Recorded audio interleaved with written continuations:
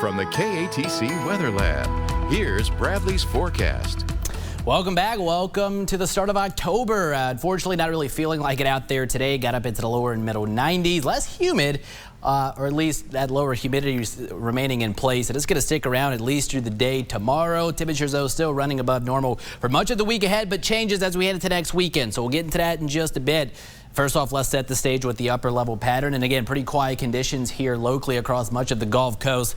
Here's our next weather maker taking shape across the Pacific Northwest. This upper level low, that's going to be advancing eastward here over the next several days. And eventually will help to usher in a cool front, as mentioned, toward the end of the week into the weekend. Maybe a few showers with the front late Thursday, early Friday, but exactly how much rainfall kind of still up in the air at this point. But we do know cooler temperatures will be following. Satellite radar composite showing quiet conditions late this afternoon. Nothing going on Power Doppler 3, obviously, with the abundant sunshine across the area today. So quiet conditions tonight into tomorrow morning. Most of us start out in the mid 60s and then another mostly sunny type of day into our Monday afternoon with highs pushing into the lower 90s.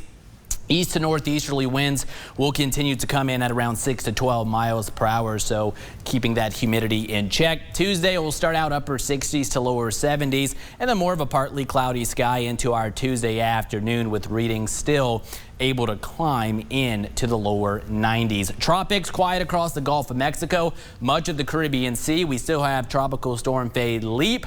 Now Rena has been downgraded to a depression, and really both of these features will kind of remain out in the open waters of the Atlantic, so not a concern for many land masses. Meanwhile, as the week advances forward, we're going to see an increase in low-level moisture.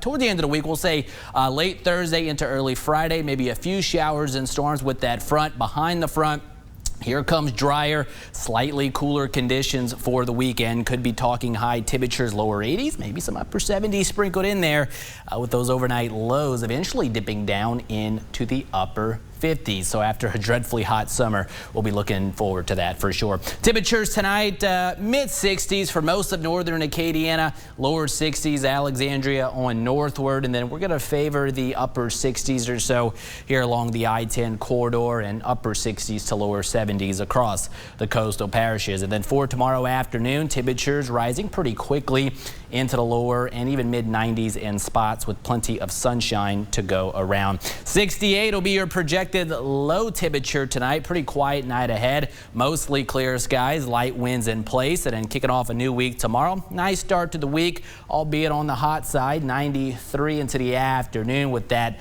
lower humidity sticking around. East to northeasterly winds will come in at 6 to 12 miles per hour. With the drier atmosphere in place, once again, fire danger remains somewhat elevated. 93 into Tuesday under more of a partly cloudy sky. Again, few showers and storms late Thursday, early Friday. Just how much rainfall still up in the air at this point. So we'll watch model trends over the next couple of days, but then temperatures dropping off into next weekend and then the start of next week. For now, we'll say lower 80s, but upper 70s possible for some of us, and those overnight lows again eventually dipping down into the upper 50s. But that's a look at weather for now. We're going to have more news coming up after the break.